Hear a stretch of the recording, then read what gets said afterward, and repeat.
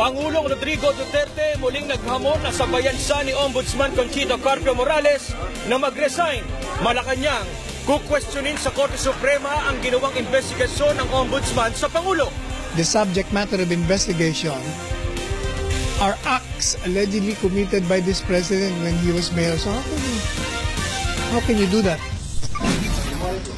Maasin Sarangani Mayor Aniceto Lopez sumuko kay Senador Manny Pacquiao matapos mahulihan ng 5 milyong pisong halaga ng ilegal na droga ang kanyang bahay. Mga opisyal na katransaksyon umano niya, sino-sino ba? Isang taong gulang na babae at 3 iba pa patay sa sumabog na water tank sa Bulacan. Higit 40 sugatan. Pagtingin po namin dito, parang waterfalls na po na yung tubig tuloy-tuloy.